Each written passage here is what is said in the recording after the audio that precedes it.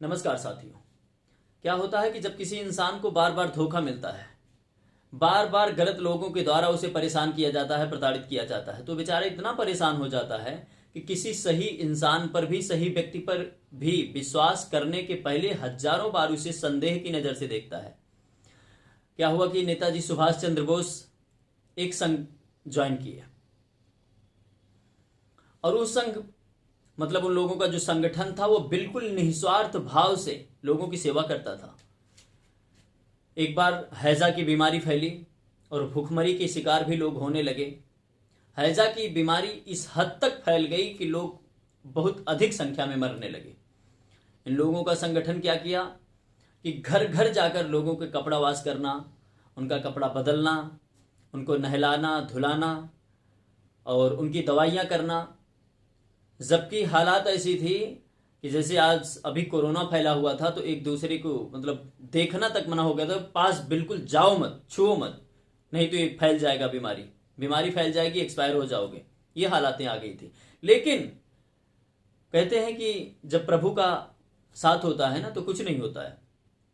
नेताजी सुभाष चंद्र बोस की आत्मकथा आप पढ़ेंगे तो उसमें लिखा है उन्होंने कि हम लोगों का जो संगठन था वो निस्वार्थ भाव से लोगों की सेवा करता था। और इवन हालात ऐसी थी कि हम लोग जब शाम को घर पे जाते थे तो सैनिटाइजेशन भी नहीं करते थे।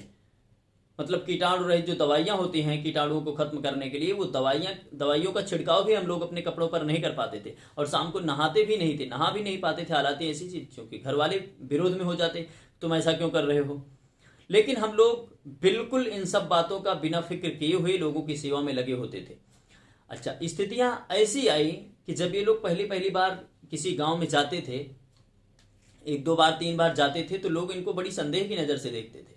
बहुत संदेह की नजर से देखते थे कि ऐसा ही कोई आ रहा होगा, ये अपना नाम कमाने के लिए आ रहा होगा, किसी अमीर घर का व्यक्ति होगा, नाम कमाने के लिए आ रहा होगा, और या तो आ रहा होगा ये कर वसूलने के लिए। जब ये लोग किसी भी गांव में घुसते थे ना ये, तो इनको बड़ी संदेह की नजर से देखा जाता था कि कोई कर वसूलने आ रहा होगा।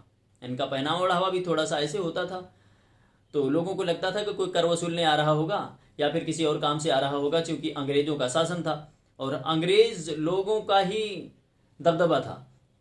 और लगभग लोग जितने टहलते रहते तो कहीं कर वसूलने वाले, कहीं पुलिस वाले, कहीं कुछ ऐसे ही लोग होते थे।